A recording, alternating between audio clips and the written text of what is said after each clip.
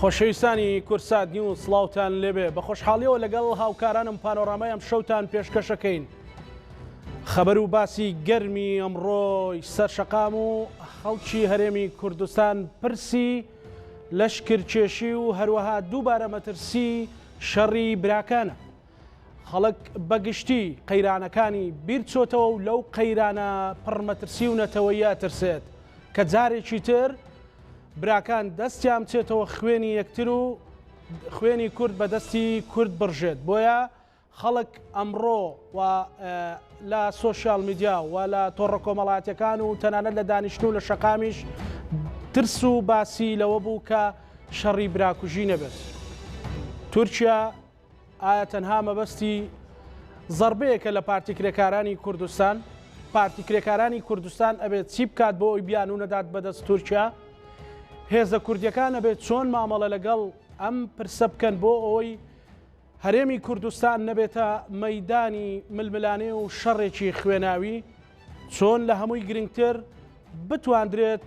جارێکی تر براکان لولەی تفەنگەکانیان ڕوبەڕووی یەکتر نەکەنەوە. ئەم شەو پانۆراما گفتوگۆ لەم بابەتەکە بە میوانداری دوو میوانی تایبەتم. میوانی یەکەمان لە بەش یەکەمدا بەڕێز هیوا مەحموود عوسمان کە بەڕێزیان ڕۆژنامەنووس و چاودێری سیاسیە، بەڕێزیان بە سوپاسەوە لە هەولێرەوە لەگەڵمانە بێ و لە بەشی دووەم بەڕێز کەمال ڕەوف ڕۆژنامەنووس لەگەڵمانە بێ.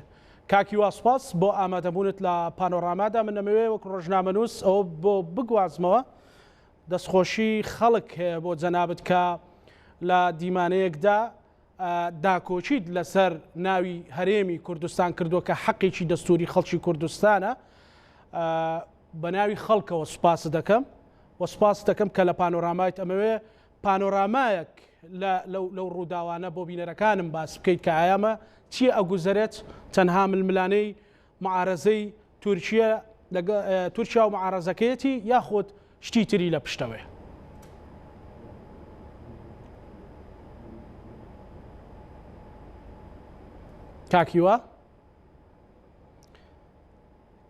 کاکیوە پرسیارەکەمەوە بوو پانۆرامایەک بدەی بە ئێمە بە بینەرەکانم. ئایا ئەمەی هەیە تەنها شەڕی نێوان سوپای تورکیا و پارتی کرێکارانی کوردستانە لەسەر خاکی هەرێمی کوردستان یاخود مەبەستی تری لە پشتە و ڕەهەندی تری لە پشتە؟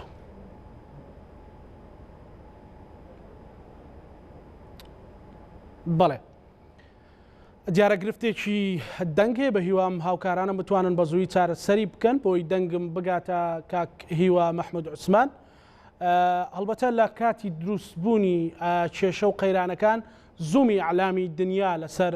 ئەم پرسەیە کەناڵە عەرەبیەکان و کەناڵە ئیقلیمیەکان گرنگی زۆریان بەو بابەتەدا و بە تایبەتی لە دوێنێکە حەدەسێکی جەرگبەر بۆ کوردستانیان ڕوویدا. گرنگە کە چاودێرانی سیاسی و ڕۆژنامەنووسان و شارەزایان تەنانەت سیاسیەکانیش بەو ئیتیزاها قسە بکەن کە ئیتیزاهێکی نیشتیمانیە و ئیتیزاهێکە کە ئاگایان لە پرسی نەتەوەیی بێ. هەڵبەتە کاک هیوا مەحموود عوسمان کە میوانی ئەم شەوی پانۆرامامە لە بەشی یەکەمدا دوای ئەوەی دیمانەیەکی هەبووە لە کەناڵێکی عەرەبی، دوای ئەوەی کە پێشکەشکارەکە چەند جارێک ئیسراری کرد لەسەرەوەی کە بە ناوی هەرێمی کوردستان بە ینی ئەو حەقی پێنەدا کە لە چوارچێوەی دەستوری عێراقی داهاتووە، بەڵام کاکیوە ئامادە نەبوو ئەمە قبول بکات. هیوادارین بتوانین گفتوگۆیە بکەین و ڕەهەندەکانی ئەو پرسە بۆ ئێوە بگوازینەوە، بە تایبەتی کە لە ئێستاە فۆکەسی مێدیایی تەنانەت جیهانیش لەسەر ئەو پرسەیە و فۆکەسی مێدیای ئیقلیمی لەسەر ئەو پرسەیە و فۆکەسی ناوخۆییش لەسەر ئەو پرسەیە. خەڵکی کوردستان لە ماوەی ڕابردوودا بە دەست کۆمەڵێک قەیرانەوە ناڵان دوویەتی، لە قەیرانی دارایی، لە قەیرانی بێموچەیی، لە قەیرانی ژیان و بەرزبوونەوە و نرخ و بازار، بەڵام ئەوەی بۆ خەڵکی کوردستان دڵتەزێنە و دەستیان لەسەر دڵیانە ئەوەیە کە جارێکی تر شەڕ بەتایبەتی هەر شەڕ ڕوونەدات و بەتایبەتتریش شەڕ لە نێوان براکاندا ڕوونەدات لەبەرەوەی کورد لە هەر چوار پارچە بە درێژایی مێژوودا زیانی زۆری بەرکەوتووە و بەهۆی شەڕی ناوخۆشەوە هەزاران کەس بوونەتە قوربانی و هەزاران ماڵ وێران بوون لەگەڵ ئەوەدا قەزیەی کوردی و دۆزی کوردی زیاتر چۆتە دواوە بۆیە ئێستا چاوی هەموو کوردستانیان لەسەرەوەیە کە هیچ شەڕ و ماڵوێرانیەک ڕوونەدات بەڵکو هەموو کێشەکان بە ئاشتی چارەسەر بکرێن و کێشەی دەنگەکەی ئێمەش چارەسەر بێت کاکیوە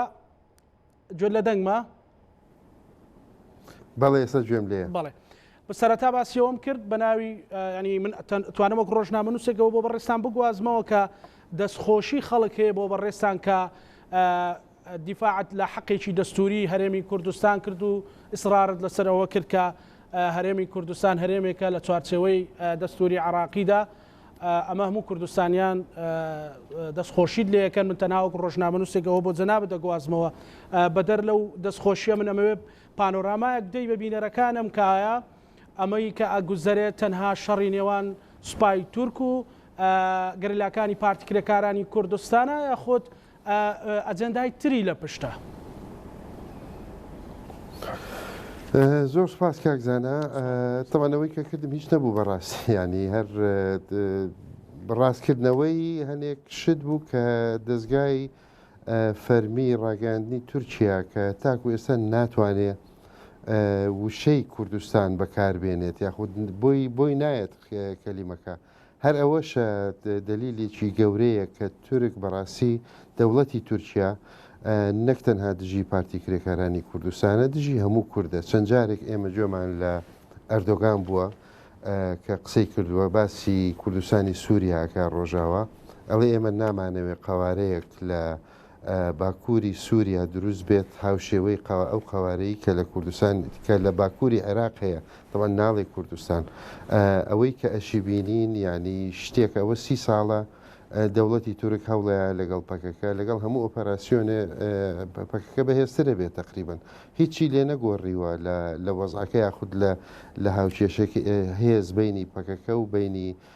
دەوڵەتی تورکیا خود لە شعبیەتی پەکەکە کەم کاتەوە بەعکسەوە زۆر جار هەبووە کە ئۆپەراسیۆنی کردووە زەرری زیاتر بەر تورکیا کەوتووە لە هەندێک ئۆپەراسیۆنی سەربازی سەر ئەرز ئیزەمینی کە کردویانە لە ڕابردوو. بۆیە ئەوەی کە ئەیبینین لەلایەن ئەردۆگانەوە ڕاستە ئەمڕۆ بە بیانووی پەکەکە پەلاماری ئەو ناوچە سنووریانە ئەیات بەڵام ئەگەر پەکەکەشی لێ نەبووایە ئامانجی داهاتووی هەولێر بوو یا سلێمای هەر شوێنێکی تر بووایە کە کوردی لێبێت ئیشەکە وازەحە بەڵام بەداخەوە ناخۆچیەکانی ناو هەرێمی کوردستان ناو حزبە کوردیەکان تقریبا وای لێ کردووە کە ئیشەکە ببێتە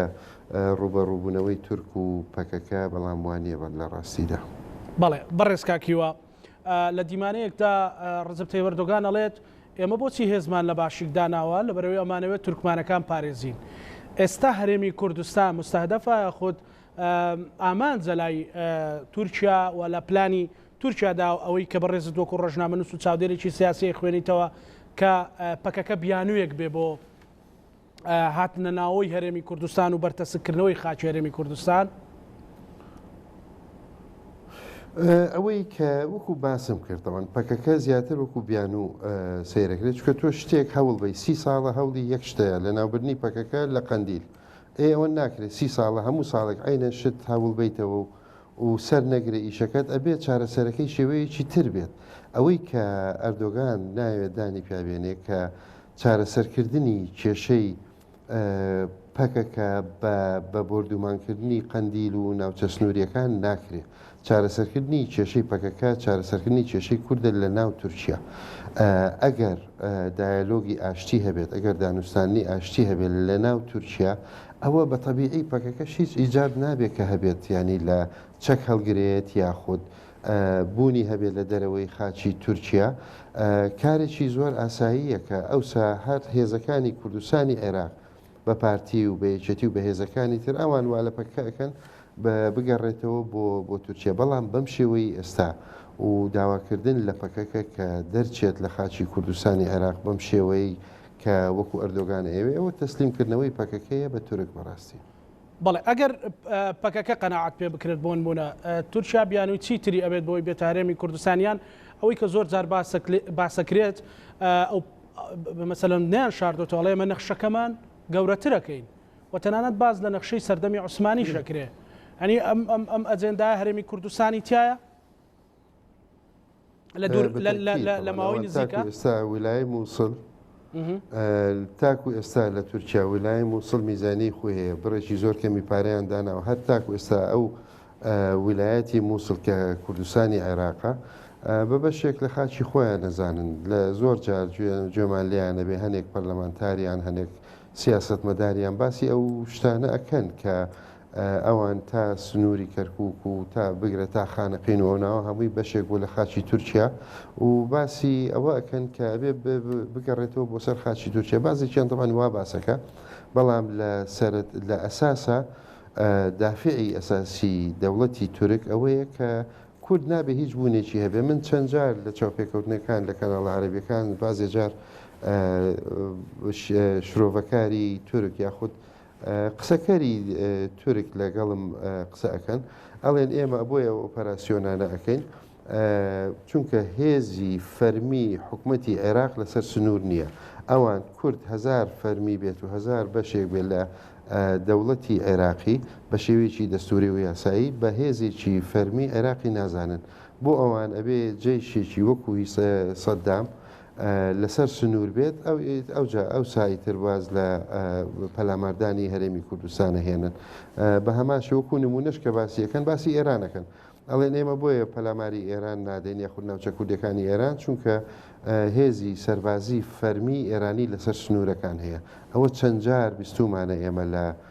چاوپێکەوتنەکان لە کەناڵە عەرەبیەکان زۆر زیاتر باسیەکەن لەناو خۆشیان لە تورکیا لە ئەنقەرە لە زۆر شوێن ئەڵێن ئەو وەزعی کە لە کوردستانی عێراق هەیە بە وەزعێکی تەبیعی نایزانن بە مەترسیەک بۆ سەر ئاسایشی خۆیان ئەزانن و پێیان وایە ئەبێ ئەو وەزع لە ناو ببرێتە بە چ جۆرێک بە چ شێوەیەک هەر ڕۆژە و سیاسەتێکی جیاوازیان هەیە ئەگەر بێتەوە بیرتان لە کاتی ریفراندۆمیش یەکێک لە هەرە دوژمنە سەرسەختەکانی ریفراندۆم لە هەرێمی کوردستان تورکیا بوو ینی ئەوەی لە ئەردۆگان ئەو ئەبیسرا لە عەبادی و لە خەڵکانی تر نەمانە بیست. بەڵێ بەڕێزکاکیوە کەواتە کە نیەتی تورکیا بەو شێوەیە بێت ئەبێ هێزولانە سیاسەکانی هەرێمی کوردستان و دام و دەستگا فەرمیەکانی هەرێمی کوردستان چی بکەن لەم دۆخەیە بۆ ئەوەی و هەرێمی کوردستان نەکەوێتە بەردەم شەپۆلێکی تری ناوخۆیی یعنی یان ناکۆچی ناوخۆیی. بەڵێ خاڵی سەرەتا بەڕاستی لێرە ئەوەیە برادرانی پەکەکە ئەبێ ڕەچاوی وەزعی هەرێمی کوردستان بکەن بازێ جار دەبینین لە کاتی ئۆپەراسیۆنانە هەنێک لێدوان و بەیان و قسەی وایان هەیە کە زیاتر تورک والی ئەکات کە ببێتە ینی پاساوەکەیان زیاتر بەقوتر بێت بۆ بەهانەکەیان بەقوتر بێت بۆ پەلاماردانی ئەو ناوچە سنووریانە و پەلاماردانی هەرێمی کوردستان و لە کارکردن لە دژی هەرێمی ناوچەی هەرێمی کوردستان ئەمە لەلایەک لەلایەکی تریشەوە بەڕای من ئەبێ یەکدەنگێکی ڕاستەقینەی کوردی هەبێت لەسەر تێگەیشتنێک لەسەر وەزعی هەرێمی کوردستانی عێراق کە بوونی ئەو هەرێمە بۆ کورد هەمووی باشە و برادرانی پەکەکەش ئەبێ ئەو ڕاستیە ڕەچاوکەن و تۆزە دیپلۆماسیانە تر مامەڵە لەگەڵ بارودۆخی هەرێمی کوردستان بکەن یاخود تۆزی هەستیارانەتر مامەڵە لەگەڵ بارودۆخی هەرێمی کوردستان بکەن بەڵام خاڵی سەرەکی تریش ئەوەیە کە هێزە کوردیەکانی کوردستانی عێراق پارتیە یەکێتیە هێزەکانی ترە یەک ڕێی و یەک مووقفیان هەبێ ئێمە زۆر ئەوە لەو چەند ڕۆژە زۆر مووقفی جیاجیا ئەبینی هەڵوێستی جیاواز بە ناوی حکوومەت لایەنێکە چێ شتێک ئەڵێ لایەنەکەی تری کە لەگەڵ لە ناو حکوومەتە هیچ قسەیە ناکات بەعلەنی بەڵام بە تەلەفۆن و بە پەیامی پرایڤێت بێتەڵێ ئەوە نوێنەرایەتی ئێمە ناکا و ئێمە پێمان وایە ئەبێ وابێت یان وانە بێت ئەمە بەڕاستی بە دوور بە دوور و بە میدیان ناکرێ و پەیوەندی نێوان حزبەکان ئەگەر بێت و لێک تێگەیشتێکی باش و پەیوەندیەکی باشتر هەبێت ڕاستەقینە لە نێوان ئەو حزبانە سەبارەت بە مامەڵەکردن لەگەڵ تورکیان مامەڵەکردن لەگەڵ بەغا مامەڵەکردن لەگەڵ پەکەکە یاخود پەیوەندی هەردوو لە سەرچەکانی کوردستان لەگەڵ پەکەکە ئەوە هیچ نەبێت نەخشەی کێشە سیاسیەکان وازحترە بێ و بەرچاوڕوونیی باشترە بێ بۆ سەرکردایەتی سیاسی هەرێمی کوردستان بە هەموو لایەنەکانەوە تەبان کە بزانن چی بکەن چۆن مامەڵەی لەگەڵ بکەن و بە شێوەیەک مامەڵە لەگەڵ ئەو گرژیانی ئێستا نەکەن کە بە زەرەری دانیشتوانی هەرێمی کوردستان بگەڕێتەوە. بەڵێ بەڕێز کاکیوە پرسێکی تر کە زۆر خەڵکی کوردستانی نیگەران کردو پرسی ئەگەری پێکدادانی مەسەلەن پارتی کرێکارانی کوردستان و پارتی دموکراتی کوردستانە ئەمە ئەگەر تەنانەت لە بەرژەوەندی تەشتی حزبیشەوە سیر بکرێت سوودی بۆچی ئەبێ وە زیانە گەورەکە لەکوێ ئەبێت؟ یعنی هەموو کورد هیوادارە کە ئەوە ڕوونەدات ئەوەی کە تاکو ئێستا بینیوانە ڕاستە دوێنێ لە سەرەتا چەند بەیاننامەیەکی تۆزێت تۆن دەرچوو لەلایەن حکوومەتی هەرێمی کوردستان بەڕاستی بە ناوی وەزارەتی پێشمەرگە بوو بە ناوی حکوومەتی هەرێمی کوردستان بۆ بەیاننامانەی کە دەرچوون لە دژی ئەو کاری کەکرا بەڵام ئێستا تا پێش وابزانام سەعات و نیوێک گوێم لە سەرکردەیەکی پەکەکە بوو قسەیە کرد کە ئەڵێ ئێمە بە هیچ شێوەیەک پەیوەندیمان بە و هێرشە نەبووە سەرخۆشی لە بنەماڵی شەهیدەکانەکات و ئامادەشن بۆ لێکۆڵینەوە لێکۆڵینەوەیەکی ورد کە لەو ڕووداوی کە ڕوویدا و 5 کەسی تیا شەهید کرا بزانن کێ سەبەبکار یاخود کێ بوو ئەو لایەنەی کە هێرشی کردوتە سەر ئەم پێشمەرگانە. طبعا لێرە دەوری حزبەکانی تر بەڕای من ئەساسە ڕاستە ئێمڕۆ ڕەنگەن جۆرە گرژیەک هەبێ لە نێوان پارتی دموکراتی کوردستان و پارتی کرێکارانی کوردستان بەڵام لایەنێکی وەکو یەکێتی یاخود لایەنەکانی تر ئەتوانن جۆرە ناوبژیەک بکەن لە بینیان یاخود بە پرۆسەی پێکهێنانی تحقیقێکی ورد یاخود لێکۆڵینەوەیەکی ورد لەو ڕووداوە بڕۆن کە بزانین خەڵکیش بزانێ چۆن بووە چۆن ئیشەکە ڕوویاوە احتیمالە لایەنێکی پەکەکە بێت کە خۆیان بانی وەکو بە ئەمر نەکرابێت یاخود وەکو خۆیان پەکە ئەڵێن ئەمە درۆنی تورکی بووە یاخود تیارەی تورکی بووە لێ یاون هیچی دیار نییە بەڕاستی تاکو ئێستا وردەکاریەکان کە چۆن بووە بەڵام ئەوەی کە تاکو ئێستا ئیمڕۆ تۆزێ بەیانەکان هادێتتر بوون و پەنجەی تۆمەت ئاڕاستی هیچ ینی زۆر بە زەقی وەکو دوێنێ نەبووە ئاڕاستەی لایەنەکان لێکتری نەکراوە و بەیانەکانی ئمڕۆ تۆزێک لە هی دوێنێ نەرمترن دیتر هیوادارین بەو مەسارە بڕۆن باشتر بێ و ئەوەش یەکەم جار نییە کە ئەگەر بێت و بسەلمێنرێ کە دەوڵەتی تورک یاخود هێزەکانی تورکیا ئەو ئیشیان ئەو کاریان ئەنجام داوە ئەگەر بێتە بیرتان پێش چەند مانگێک دوو ئەفسەری پاسەوانی سنوور لە هەری هەر لە هەمان منتیقە بوو ئەوزانم شەهید کران بەهۆی تیارەی تورکیەوە ینی یەکەم جار نییە کارێکی وا ڕووبدات و هەریب نییە لە کاری تورکیا لە ڕەوشی تورکیا کەشتی وا بکات بۆ تێکدانی وەزاکە زیاتر. بەڵێ بەڕێز کاکیوە هەرێمی کوردستان دەستگا مؤسساتیەکانی مەسەلە چۆن ئەتوانن سوود لە پەیوەندیەکانی عێراق کە هەرێمی کوردستان لە چوارچێوەی عێراقایە چۆن ئەتوانن سوودی لێ ببینن و سوود لەوە ببینن کە عێراق لێک تێگەیشتنێک لەگەڵ سوپای تورکیا بکات کە ئەو لەشکر کێشە بۆ سێندرێتەوە کە ڕوونە وەکو بەڕێزت ئەڵەیت مەترسی لەسەر خاچی هەرێمی کوردستان و بەرتەسکردنەوەی قەواری هەرێمی کوردستانە. بەڕای من عێراقی ئەمڕۆ یاخود تەم ئەم عێراقی با بڵێن کە ئێستا هەیە بەتایبەتی ئەم حکوومەتی کە ئێستا لە ئارا زۆر زەعیفە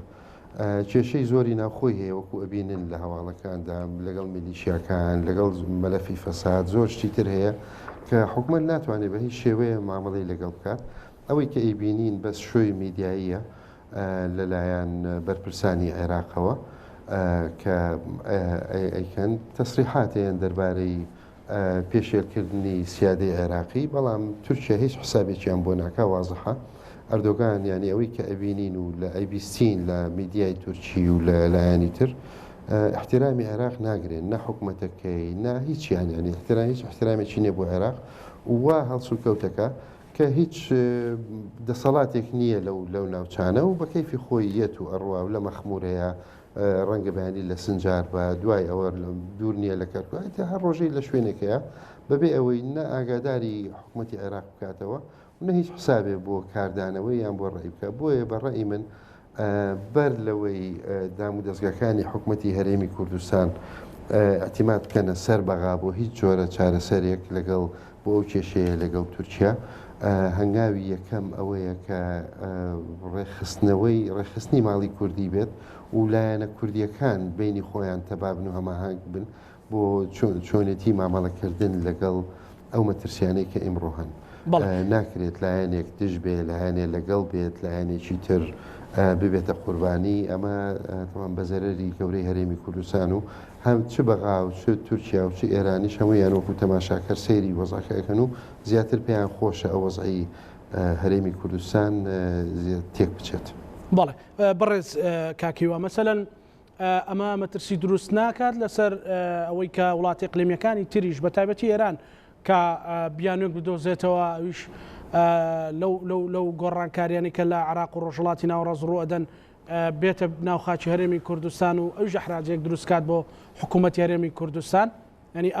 ئەم لەشکرچێ شەگەر بەردەوام بێت و زوو کۆتایی پێنێت یان خوا نەکردەوەکو بە ڕێزت وتت کام و کورد پێی ناخۆشە شەڕێکی کوردی دروست ببێت. ئێران تەمان سیاسەتی جیاوازە بۆ هەرێمی کوردستان هەم بۆ عێراق بگشتی لەلایەنی عێراقەوە خەڵکی خۆی هەیە کە میلیشیاتەکانی هەیە کە ئەو ئیشانەی بۆکەن کە پێویست ناکە خۆی بە ڕاستە خۆ لێ بێ بۆ هەرێمی کوردستانیش پەیوەندی لەگەڵ لایەنەکان هەیە تۆزی زیرەکانە تر لە تورکیا مامەڵایەکەن لەگەڵ بارودۆخەکە و ئەگەر بەدڵیشیان نەبێ موشەکیان تێ ئەگرن وەکو ئەوەی کە بینیمان لە کۆیە ڕوویدا کە لە دژی حزبی دیموکراتی ئێران حزبی دیموکراتی کوردستانی ئێران ڕوویدا پێش 2 ساڵ 3 ساڵ بوو چۆن موشەکی تێگرتن لە کۆیە و بەبێ ئەوەی هیچ حسابێک بە هەمان شێوە نەبوو عێراق بکە نەبوو حکوومەتی هەرێم بکە. ئێران جۆری مامەڵەکردنی لەگەڵ عێراق تۆزێ بە ینی فێڵ باسترن لە تورکیا بۆ مامەڵەکردن لەگەڵ لایەنە کوردیەکان و عێراقیەکان. بەڵێ بەڕێز کاکیوە مەسەلەن هەرچەندە قسەیەکێ باسی ئەوە کرێکە فەرمی نییە بەڵام باسی ئەوە کرێکە حکوومەتی تورکیا فشاری لەسەر حکوومەتی هەرێمی کوردستان کردووە کە مەسلەی داهاتی نەوت کە سەبەشێکی لەژێر دەستیەوە گرفتی بۆ دروست بکات ئەگەر بێت و شەڕی پەکەکەنەکە یارمەتی سوپای تورکیانەدا ئەمە تا چەند ڕاستەوەی کە بەڕێزت بە دوواداچوون و چاودێری کردبێت. نەمبیستوە بەڕاستی لە دەستگای میدیا و شتیش بیانی هیچ سەرچاوەیەکی وام نەبینیوە کە ئەوەی تیاابێ بەڵام بێگومان تەمان پەیوەندی هەرێمی کوردستان لەگەڵ تورکیا یەکێک لە بنەماکانی پەیوەندیەکە بازرگانیە بازرگان کاڵای تورکیا بۆ کوردستانی عێراقیت و لە کوردستانی عێراقیشەوە نەوت ئەچێ بۆ دەرەوە لە ڕێگای تورکیاوە ئەو ڕێککەوتنەی کە بەم ئەخیرە لەگەڵ بەغا ئیمزاکرا بینی حکوومەتی هەرێم و بینی بەغا بەشێکی تیا بوو کە حکوومەتی هەرێم ئەبێ پابند بێت بە هەناردەکردنی نەوت لە ڕێگای تورکیاوە خۆی هەناردەی بکات تەنها ڕێگاش بۆ هەناردەکردنی نەوتەکە تورکیایە بۆی احتیمالە تورکیاش کارتی نەوت وەکو وەرەقەیەک بەکاربێنێ لە دژی هەرێمی کوردستان بەس هیچی فەرمیمان نەبیستوە. بەڵێ بەڕێز کاکیوە مەسەلەن ڕاگەیاندن و شەقام ئەتوانێت چۆن ڕۆڵ ببینێ بۆ ئەوەی هەم تحریمی شەڕی ناوخۆ بکات فشارێکی گەورە دروست بکات و هەمیش بتوانێت کە دەنجی کورد بەرز بکاتەوە بۆ ئەوەی کە مەسەلەن غەدر لە هەرێمی کوردستان و قواری هەرێمی کوردستان نەکرێ. بەڕای من دوو بەشی هەیە ڕاگەیانی کوردی بەداخەوە طبعاً ئەویش بۆتە قوربانی کێشە ناوخۆیەکانی هەرێمی کوردستان. ڕاگەیانی کوردی دوو جۆرە جۆری حزبیەکەی و جۆری سربەخۆ. حزبیەکە دەستگا حزبیەکان درێژ بەردەوامبوونی وتاری حزبەکانیانە ناتوانن لە وتارانە دەرچن بۆیە بۆ خەڵکی کوردستان بۆ ئەوەی لە سوورەکە بە شێوێکی گشتی تێبگا بێت لە چەند سەرچاوەیەکە و سەیری هەواڵەکان بکە و بە نەتیجە هیچ جۆرە دایلۆگێک یان ئەوە یارمەتی دەرنیە بۆ دروستبوونی دایلۆگ لە نێوان لایەنەکانە. بۆ نمونە با بڵێن میدیایی پارتی کرێکارانی کوردستان بۆن بەرپرسێکی پارتی دیموکراتی کوردستان میوانداری نەکات و لی بپرسێ و بزانێت چێت تا بۆ جەماوەرەکەی خۆی ببینە بزانێ ڕێی پارتی چییە. بە هەمان شێوە دەستگایەکی پارتی پێم وایە هیچ زەرەرێ نییە کە چاوپێکەوتنێک لەگەڵ بەرپرسێکی پارتی کرێکارانی کوردستان بکات و لەو چوارچێوەیە بپرسێت لێ بپرسێ بزانێ مووقفی حزبەکەیان چییە بەرامبەر بەو وەزعی هەرێمی کوردستان ئەو پرسیارانەی کە ئەکرێ ڕاستەوخۆ ئاراستەی لایەنەکەی تر بکرێت لە ڕێگای دەستگاکانەوە. خەڵکی کوردستان ئمڕۆ تەبان شتێکی گرنگمان هەیە کە پێی وترێت سۆشیال میدیا، هەمومان تەلەفۆنمان هەیە و پەیوەندێکی باشمان هەیە هەم بینی یەکتری هەم لەگەڵ جیهانی دەرەوە. بەڵام ئەویش تەبعاً بە ڕێگای کامپێنە، بە ڕێگای شەرحکردنە، بە ڕێگای فشارە لەسەر لایەنە سیاسیەکان کە بتوانن خەڵک هەموو کەسێک ئمڕۆ تویتەری هەیە، فەیسبووکی هەیە، ئینستاگرامی هەیە، بەو شێوەیە کە بەرپرسە سیاسیەکانی کورد بە شێوەیەکی گشتی بینیان کە فشارێکی جەماوەری هەیە لەسەریان بۆ ئەوەی شەڕی ناوخۆ ڕوو نەدات، ئەوە ئەتوانن ینی دەورێکی باش ببینم بەڕێی من و ڕەنگە زیاتر بیر بکەنەوە لەوەی کە هەنگاوێکی وا بکەن، هەرچەندە هەموو لایەنە سیاسیەکان باس لەوە ئەکەن کە نابێ بگەڕێنەوە بۆ شەڕی کورد و کورد. مسپاسی بەڕێستەکەم ئەگەر سەرنجێکت هەبێت لەبەر کەمی کاتی بەڕێستا مسپاس بۆ ئەوەی کە لە پانۆراما بەشدار بوویت، دوا سەرنجی بەڕێستانچی؟ زۆر سپاس زۆر سپاس بۆ بەڕێز هیوا مەحموود عوسمان، ڕۆژنامەنووس و چاودێری سیاسی کە بەڕێزیان لە شاری هەولێرەوە لەگەڵ مام. سپاس بۆ شرۆفەکانت بەڕێز کاک هیوا، سپاس دەکەم. بینەرانی خۆشەویست، هەڵبەتە لە بەشی دومی بەرنامەکەمان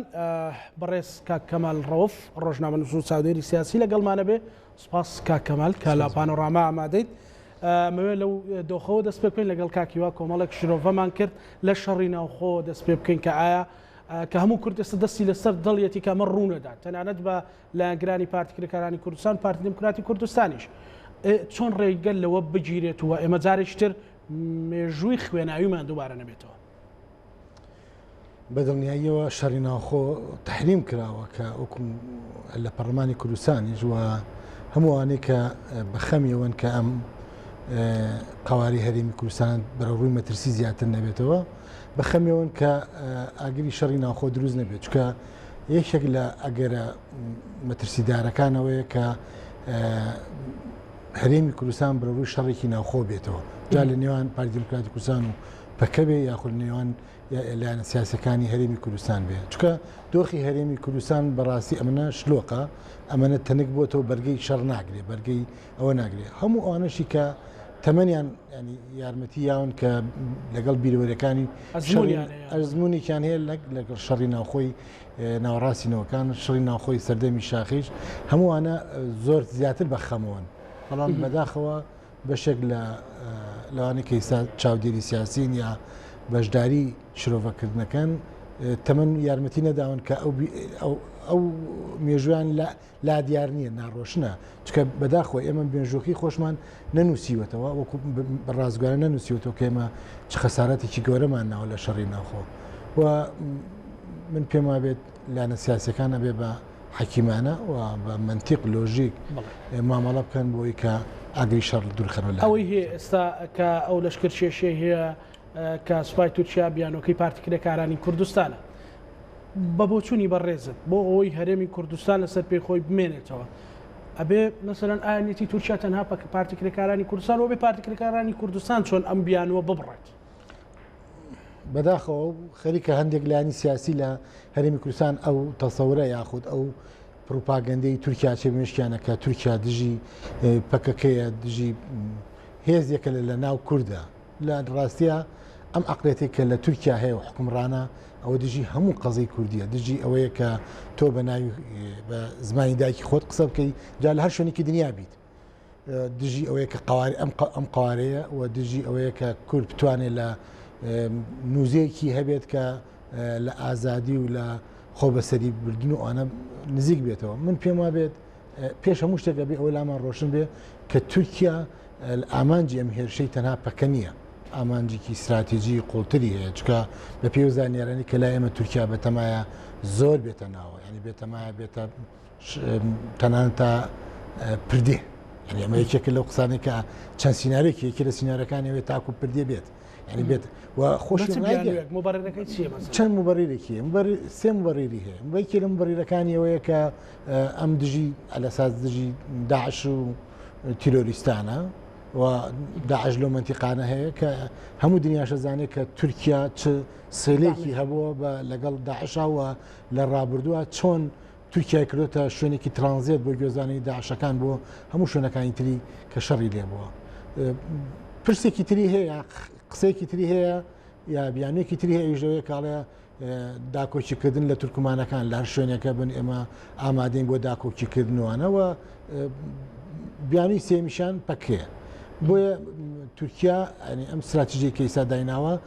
زۆر لەوە زیاترە لەوە قوڵترە لەوە استراتیژیە بۆ تورکیا کە ئێمە وا تێبگەین تورکایەت بۆ قەندیل و یە شەڕ لە سەر سنوورەکانەکە گەڕێتەوە ئەم جارە تورکیا هاتنی ئەمجاری جیاوازە و برادرانی پەکە خۆیان و خەڵکی تر ینی ئەوانەی کە زانیاریان لایە لەو بڕوایان هاتنی ئەمجاری تورکیا بۆ نابودکردنی هەرێمی کوردستانە بەتەواوەتی قسەیەکێ مەسەرەن لە دوێنێەوە دوای پێ پێشمەرگە شەهید بوو ژمارەیەکیان بریندار بوون کە مەترسیەکەیە کە شەڕی پارتی دموکراتی کوردستان و پارتیکرەکانی کوردستان و خطابەکانیشان تا ڕادەیەک توندن ئەمە ئەگەری هەیە دروست بێت یا خۆت تەنها ئەو فشارەیەکە لەسەر پارتی دموکراتی کوردستان هەیە لەلایەن تورکیاوە بەسەراحە دەگەر بڵێم ینی من بۆ خۆمۆنی کە لەگەڵ برادرانی کەجەکەشە قسەمان کردو مقابلەمان کردووە ئەوانەڵێن لە ڕابردوو شابیانێکی زۆر هەبوو کە ئێمە شەڕ هەڵگیر سێنین بەڵام ئێمە خۆمان لە شەڕ پاراستووە چکە کەمینیان بۆ داناوین چەند جارێک پەلامار دراوین و ئەو شوێنانێکی میلین تەحشوداتی تیاکراوە بۆ نمونە ئەو شوێنەی کە لەم نێک دوو ڕۆژە بەداخەوە پێشمەرگانە تیاشەید بوونە قوربانی بە چەند لەحزەیەک پێشەوە فڕۆکانی تورکیا لەو منتقەیە بردومانیان کردووە دوایەوە بەشێ لە میدیاکانی پارتی خوان دەڵێن ئەڵێن یەکەم جار دەڵێن ئەمە لە ڕێگای فڕۆکەوە بردومان کراون کە بە فڕۆکەی تورکیان ناسراوە بۆیە تا ئێستا ڕۆشن نییە ئەم شەڕا خۆت ئەم بەریەکەوتنە لە بینی پەکە و لە بینی یاخود ئەمە ڕەنگە ئەگەرێکی لەو ئەگەرانەوەی کە تورکیا چکە پەلێتی ئەزانی بۆچی تورکیا پەلێتی تورکیا بە درێژایی 150 کیلومتر شەڕی دروست کردووە ینی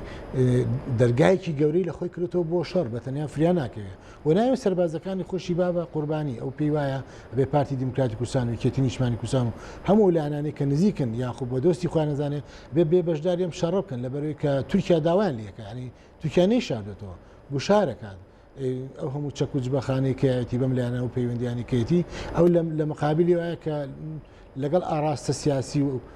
بەرژەوەندەکانی تورکیا بێتەوە بەرژەوەندی تورکیاژەوەیە کەم شەڕە لایەنێکی باشوور بیکات نەخۆی بیکات و پارتی دموکراتی کوردستان لەبەری منتیقە نفوزی ئەوە و بە حکومیەوەی کە پارتی دموکراتی کوردستان نزیکاتێکی زۆری سنووری و سیاسی و بزنسیشی هەیە پارتی دموکراتی کوردستان پێشنیارەکە بۆی کە ئەم دەرگیری ئەم شەڕە بێت و شەریک بێ بە فعلی بێتە ناو شەڕەکەەوە ئەگەری هەیە مەسەلەن شەریک بێ و شەیری و شەڕە بکە لەگەڵ یاخود تەنها چەند وردە تەقەیەک و لە چەند بەریەکەوتنێک و گرژی و ئاڵۆزیێک و دامرکانەوەی خۆی بینێت من پێشبینیەوە ناکەم شەڕێکی زۆر قورس بێت لە ئێستاە بەڵام تورکیا ئەگەر نێتی هەبێ بێتە ئەم قەوە زیاتر بە دڵنیاییەوە پارتی دموکراتی کوردستان ئەبێتە بەشێک لە شەڕەکە کە بەداخەوە هیوادارم وانە بێ و تەخمینی ئێمە غەڵەت بێ بەڵام تورکیا بەتەمانیە لەو سنووری کە وەستاوە بوو ینی بمێنێتەوە ینی شوێنێکی نییە برێ ئێمە تا فلان شوێنە چین ینی ئێستا ئەو ئەوێ پەلاماری مەخمور بعد لە هەولێرەوە لە ڕێگای پیادەوە و لە ڕێگای گوێڕوانێ بە هێزی سەربازی ئەم منتیقە نفوزی پارتی دموکراتی کوردستانە و ئەگەر بێتە خواردترانێ بێتنا ئەو منتیقە نفوزەی کە ئیتر مەقەڕ و شوێنە ڕسمیەکانی حکوومەت هێرێمی کوردستانی لێە ئەبێمە تەعاملی لەگەڵا بکە ئەم هێزە باش ئێمە دام و دەستگای فەرمیمان هەیە لە هەرێمی کوردستان پەرلەمان و حکوومەت و سەرۆکایەتی هەرێم هەیە چۆن ئەم دام و دەستگا فەرمیانە ببنە هۆکارێک بۆ ئەوەی کە دەنگی هەرێمی کوردستان و قوارەی هەرێمی کوردستان لە ڕێگەی عراق بێ نێودەوڵەتی بێ بگەێنن بە تورکیا نەوە ببن بە بەشێک لە شەڕەکە بە دڵنیایی ئەگەر ئێمە ببین بە بەشێک لە شەڕی تورکیا هەم هەرێمی کوردستانمان لە کیزەچێت و هەم بە تعبیرێکی ناخۆش بڵێم ئەبینە کەواسووری بەر لەشکرد بۆ تورکیا و مێژوشمانە شێوێ و هیچ کەسێکیش ناتوانێت پاساو بۆ بێنێتەوە چکە ئەم هێزانی کە ئیسا لە باشووری کوردستان حکومڕان هەمویان لە دەرەوە لە وڵاتان لە وڵاتانی ئەقلیمی بنکە و بارەگایان هەبووە ینی نەبووە عیباگەر پارتی دیموکراتی پەکەکە ئەمڕۆ بنکە و بارەگای لە هەرێمی کوردستان هەبێت و بەداخەوانێ کە ئەو قسانەی کە دەوترێت ئەمانە بوونەتە مەترسی لەسەر هەرێمی کوردستان و ئێمە لە ڕابردووە لە شەڕی داعشا بینیمان کە هێزەکانی پەکە چۆن بەرگریان کرد لە پێشمەکە زیاتر بەرگریانە کرد وە قوربانیاندا و تەنانەت کاک مەسعود خۆی بەپێی خۆی چووسەردانی کردن بۆیە حەقنی ئەو تۆمەتە بەخشینەوانێ وا بێ ئەوەنە ئینسان بێڕەحم نەبێ و بێوجدان نەبێ لە بەرامبەر بەڵام حقیقەتیشی شیتیانی مەسەلەن پارتیکەکانی کوردستان بتوانێت دیبلۆماسیانەتر مامەڵە بکەوە سەبەر ڕزکاکی واژوتی بەڵێ هەندێک شوێن هەیە کە ئەکرێت هەستیارە بەڵام بە دیالۆگ بە ڕێگایەکی وەساتە ئەکرێت لە هەندێک شوێن پاشەکشە بکە بچێتە شوێنێکی تر و ئەکرێت چۆن تورکیا ئێمە بخاتە شەڕەکە ئێمە بتوانین وەسیلەکمان بێ میکانیزممان بێ بۆی خۆمان لەم شەڕە بزینەوەێ کاکەمال چی و چێ ئەتوانێت مەسەلەن وەسیت بێ لەو مەوزوعەیە و بتوانێت هەرێمی کوردستان لەو ئاگرە بەپارێزە کە تورکیا بەسەری ئابارێنێ بەداخۆ پەرلەمانی کوردستان ینی ئێستا ئەو لە دۆخێکی خراپایە ناتوانێت ئەو وەساتەیە بکات و ڕاستە لە هەموو لایەنەکان پێکاتوە بەڵام پەرلەمان لە ماوەی ڕابردووە دەری خستکە ناتوانێت ناوەندێکی بڕیاری سربەخۆ بێت و بەرژەوەندەکانی هەموو خەڵک لەبەر چاو بگرێ و جۆرێک ئاشوبە پشێوی لە ناو پەرلەمانی کوردستانە هەیە و تەنانەت ئەتوانم بڵێم بە حسابی زۆرین و کەمینە زۆر شتی ژێگلاکەنەوەە کە ڕەنگە زۆرینی خەڵکیش لەگەڵیان نەبێت بۆیە من چاوەڕێی ئەوە ناکەم ڕەنگە سەرۆکایەتی هەرێم بتوانێت سەر کۆمار بتوانێت کۆماری عێراق و ڕەنگە بتوانێت یەکێتی نیشتمانی کوردستان بتوانێت ئەو ڕۆڵە ببینێت و کەنەکە ڕەنگە بتوانێت ڕۆڵێکی هەبێت ئەمانە ئەو هێزانن کە تا ڕادەیەک تەوەڕوود نەبوون بەم دۆخەوە وەجگەلەوە پێشتر پێشنیارێکە بوو بۆی کە کۆنگرەی نەتەوەی هەبێت و حەقا بە جۆرەکان ئەگەر نەشتوانین لە ئێستا کۆنگرەی نەتەوەی دروستکەین دۆخێکی خراپە شتێکی هاوشێوەی ئەوە دروست کرێت کە هەموو لایەنەکانی دەنگی هەموو لایەنەکانی تیابێ لە باتیەوەی کە لە ڕێگای زیرێپۆش و ساروخ و چەک و تەقەمەنیەوە بەرە ڕوویەک بینەوە لە ناو ئەو مەجلیسا بەرە ڕوو یەک دانیشن و گفتوگە بکەن تەسەوڕەکەم ئەمە باشترین حەلبی لە ئێستادا لە هەر گوشارێکی تورکیایە مەسەلەن ئەگەر هەرێمی کوردستان خراە یان پارتی دیموکراتی کوردستان بە ڕاشکایی بڵین کەوتە ژێرەم واقعیەکەوە هەرێمی کوردستان چی دەستەکەوێت مەسەلەن یان پارتی دیموکراتی کوردستان چی دەستەکەوێت وەڵام من بە جۆرێکی تر ئینکەم ئەگەر قەندیل بکەوێت هەولێرەکەوێت چکە ئەوەی کە ئێستا ئەوەی کە ئێستاێکی نەتەوەی ئەم قسێ ئەەکەی نەخێنەوەڵا ئەوە معلوماتە چونکە تورکیا لێ ناگەڕێت هەولێری دوای قەندیل لێ ناگەڕێت ئەم هەولێری ئێستا ئەم هەولێرە بێت و لە هەموو کوچە و کەناڵەکان و شوێنەکانیە لە هەموو دەستگاکانە تەواجود دەبێت و ئەمرەکە دەوکاتە چکە هیچ کەسێک نامێنێتەوەنێ ئەگەر قەندیل بکەوێت هیچ کەسێک نامێنێتەوە لە بەردەم تورکیا ستۆپی پێ بکات و ئینیکات چکە ئەوەی کە ئێستا تورکیای کات شەڕێکی سەرتاسەریە شەڕێک نی لە هەرێمی کوردستان شەڕێکە لە ڕۆژاوا شەڕێکە لە ناو باکوور شەڕێکە لە هەر شوێنێک کە نووزەیەکە بێت ئەو دژاتێکە مەسن بۆ منە تا ئێستا 5,000 کادری هەدەپە گیراوە ئەنی 47 و 48 ئەندامی شارەوانەکان گیراوە کەوانە حەسانیان هەیە ئەمە تورکیا شەڕێکی گەورەی دەست پێ کردووە و نزیکە بینەوانێ لە ئەتیفاقی 100 ساڵی لۆزانوانە پێم وابێ ئەوە ئەوێت ئەو شوێنانە بگرێ بۆی لە قسەکردن لە دابشکردنی جارێکی تر ئەم منتیقەیە ئەو سامی گەورەی هەبێت و ئەو منتیقانی کە ئەوی ژێگرێت وەکوی کە لە تاریخە تورکەکان کردویانە پێم وانێ چۆڵیکەن و چۆلیشی ناکەن. ڕۆڵی هاوپەیمانان کە ئەمریکا وجودێکی گەورەی هەیە لە چەند ماوەی ڕابردووە بلاس خارد کە نوێنەری توێگرتوەکانەوەتی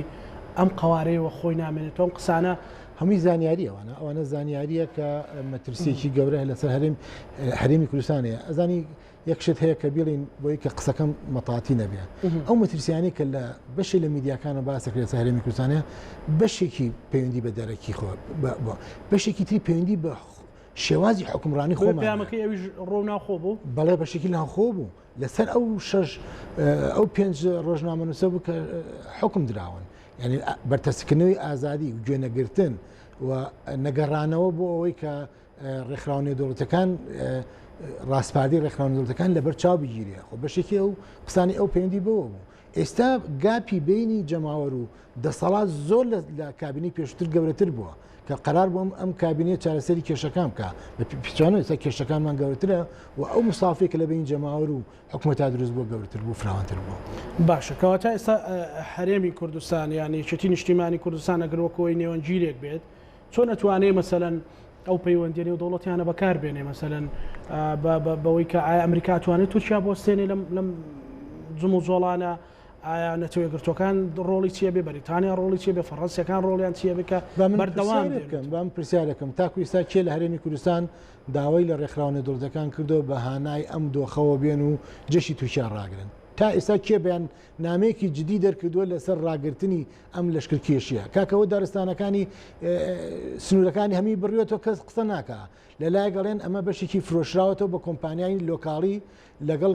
هەنێ کۆمپانیای تورکی و کەس جوابی ئەمە ناداتەوە آخر دارستان چۆنە فرۆشرێ لە چ شوێنێکی دنیا ئەمە بووە دەوڵەتێک بێ لە ناو دەوڵەتێکی ترا چەکی کیمیایی بەکاربێنێ حکوومەتەکەی قسە نەکات ئەمە کارەساتێکی زۆر گەورەیە چەکی کیمیاوی چەکی فسوەڕی بەکارێنەوە ئەم حکوومەتی هەرێمە قسە ناکە ئێ باشە لانە نێودەوڵەتیەکان خۆ ئەبێ گوێ لە حکوومەتی هەرێم بگرن حکوومەتی هەرێم داوایە بکە بە ڕسمی ئیدعایەوە بک بڵێ کاکە ئێمە لەگەڵ ئەم لەشکر کێشیانی بەڵام مشکلەکەوەیە تاکو ئێستا ئەم بێدەنگیە بۆ تەمایی هاندانی تورکیا ئەمە گومانەکەین لەوەی کە ئەسڵەن هێرشەکە لە بیدایەتەوە بە تەوافق و بە تەنسیق کرابێ باشەکە بکەوابێکە و بێدەنجە لە ناچاریەوەیە یاخود ئەجندایەکی لە پشتە یا ئەجندایە ناچاری نییە کاکە کەس ناتوانێت دەمی ئێستا کەس دەتوانێت دەمی من تۆ بگرێ قسە بکەین ئێ باشە خۆ لەم حیزبانە دنیای خەڵگەیە دنیای موسساتی باشە موسساتەکانیان قسە بکەن پەرلەمانتارەکانیان قسە بکەن لانی حکومت قسە بکە لانی سەرۆکایەتی هەرێم قسە بکە ئەمانە بۆ قسە ناکەن پەرلەمان بۆ قسە ناکە یعنی هەمووی چاوەڕێ ئەوەکە کە تورکیا بێت و ئەگەر تورکیا هات شەکری پێ و هەنگوینی پێ بۆ ئێمە تورکیا بێت ئەم وڵاتە داگیرەکات تورکیا ئەگەر ئەم شەڕە بۆستێ ئەگەر پکە ئینسیحابکە لەو منتیقانە ئەگەر بڵین کە تەسەوەر ناکرێت پکە بشتێ و چەک تەسلیم کات دوای ئەوە بێ سەری هێزی یەکەی هەفتاوەشتایەت ئەبێت تەسلیم بە تورکیا بێت ئەمە زانیاری واقع بەشێکی زۆری زانیاری بەڵێ بەشێکی زۆری زانیاری تورکیا نەهاتووە ناتۆ بۆ گەما تورکیا نەهاتووە بۆ ئەم ناوچەیە شەڕێکەیە دەواازەیەکەیە پردێکەیە بیگری و بگەڕێتەوە زەربەیەک بۆ شوێنێ بگەڕێتەوە تورکیا هاتووە دارستانە بڕێتەوە ئێستا ژمارەی ئۆردوگاکان و پایگەکانی تورکیا لە 35 بۆ 69 بۆ ئەم هەموو کەرەستە جەنگی بۆ ئێنێتە ئەم دیوانی ئەگە بە تەمایمانەوە نەبێ و تورکیا ناشی شارەتوانێت ئەو تعامل لەگەڵ ئەم دۆخاکات ئەڵێ ئێمامێنینەوە گوێ ناگرێت لە هیچ شوێنێک من گلەیەکانم ئەوەیە کە حکوومەتی عێراقیش هەڵوێستی باش نییە اتفاقیەکی ژێربەژێری مخابراتیە یاخود عراق لە توانایانی ئەمە بۆستێنێ نا عێراق لە توانای زیاتری هەیە زۆر لەوە زیاتری لە توانایە بەڵام کەمە لە انتخابات نزیکە بین و هەموو دوو لە ڕێتۆمیە بێ بە مریشک تورکیا دەستی هەیە لەگەڵ هەنێ لە سونەکانە بۆ تەحالوفات وانەوە ئەوانی کەش بێدەنگە بن خۆ هەموو کەسەم یاری ئازانێت بەڵام مەترسیەکانی لەبەر چاو ناگیرێ مەترسی دوایەوە باش ئەگەرمە سپێنێت تاریخ بنووسینە بۆ نەوەکانی خۆمان بڵێن جێشی تورکیا هات و حکوومەتی کشمانە بوو پەرلەمانی کشمانە بوو قسەیان نەکرد بڵێن جێشی تورکیا هات دارستانەکانی بڕینەوەی نوتقەیەکمان نەبوو خۆ پیشاندانێکمان نەکرد دەنگێکمان لێبەرز نەبووە نەوەکانمان پێمان ناڵێن ئێوە چیتانە کرد باشە ینی ئێستا بەڵام ڕەنگە بچونیشتر لە هەندێک لە لایەنگرانی هێزولانە سیاسەکان هەبێ بە تایبەتی لایەنگرانی پارتی دموکراتی کوردستان پەرلەمانتارەکانیان ئەڵێن ئەمە تەنها دژی پەکەکەیەوە و تەنانەت بەشێکیان نایشارنەوەڵەن گومانەکەین پەکەکە خۆی وا بکات دەستی تورکیا ڕابکێشێنی ئەم قسانە شەیە ڕەنگە خەڵک هەبێ کوردستانی هەبێ نەک ڕەنگە وەکیت ستەبینەری ئێمە بێ بڵێ تورکیا هاتۆ شەڕێکی لەگەڵ پەکەکەی وەڕاتەوە ئەم تێگەیشتە کە پشت بەستۆ بە زانیاری لای جەناب واقعی چۆن تەختێ بکرێ بۆ ئەمە هەرێمی کوردستان تورکیا بە تایبەتی دەسەڵاتی سەرکی تورکیا ئێستا دەسەڵاتێکی پاوەندخوازیە ینی ئەوە لە تەنها ڕوو لە هەرێمی کوردستانیە کە لە ڕووی هەرێمی کوردستانە دووشت هەیە کە ڕێگای بۆ کاتەوە کێوەیە کە منطقەیە دەوڵەمەندە ئیکا بە بازارێکی گەورەتر ئێستا بە بازارەکە تێر ناخۆ خۆ بوونێتە بازارێ بۆ کاڵای تورکی بەڵام چاوی لەسەرەوەشە کە ئەو داهاتی نەوتوانە بەرێت و ئەمە ئەم داگیرکاریە بکاتەوە کارتێکی زەخت بۆ مەسلەی تورکمانەکان بۆ مەسلەی ئاوادانکردنەوەی مووسڵ بۆی کە سەهمی گەورەی هەبێت لەوەی کە ملیارەها دۆلاری تێدەچێت ئەمە بەشێکێتی بەشێکتیشی ئەو سیراع ئەقلیمیە کە لە بینی تورکیا و لە بینی ئێران و لە بینی وڵاتەکانی ترا هەیە کە جۆرێک لەوەی کە کامیان منتقە نفوزی فراوانتری هەیە و ئەمە شەڕێکی تاریخیە کۆنا مێژوویەکیە بەڵام ئەی باشە گەر تورکیا هەرتەنا ئەمەیە ئەی باشە لە لیبیا چیەکە ئەی لە ئەرمینیا چیەکە لە سۆدان چیەکە مشکلەی چییە لە ڕۆژاوە لە هەموو ئەزانی تورکیا دووەم وڵاتە لە دوای ئەمریکا کە هێزی لە دەری وڵاتەکەی خۆی هەبێت تورکیا ئەو تورکیانیە کە ئێمە تەسەورکەین کە ئەمە کێشەیەکیە ناوی کێشەی پەکەیە تورکیا بۆنە ناوەستەیە تورکیامی کردێتە عینوانێک گینا کێشەکە کێشەی پەکە نیە دو سەرنجی بەڕێزکا کەمال من پێم وا بێ من لە بەردەمی مەترسیکی گەوراین و حەقا هەمومان جوهد ئەوە بکەین کە شەڕی خۆ بەخۆ دروست نەبێت تورکیا هێرشە کاتە سەرمان واریدە و دەستیشی پێکردووە بە تولی 150 کیلومتر بە 35 کیلومتر هاتوۆتە ناوە خۆڵایی و زیانی زۆری لە خەڵگاوە بەڵام گەورەترین مەترسیەوەیە کە ئێمە بکەینە ژێر کاریگەری تورکیا و دەست بەرین بۆ چەک و لە بەرامبەر براکانی خۆمان شەڵ دەست پێ بکەین. بەڵێ زۆر سوپاس بۆ بەڕێز کەمال ڕەوف ڕۆژنامە نووس و چاودێری سوپاس بۆ بەڕێستان. بینەرانی خۆشەویست لەگەڵ هاوکارانم پانۆڕامەیە شۆمان پێشکەشکردن بە هیوای ساغ و سەلامەتی بۆ ملایەکتان خواتان لەگەڵ.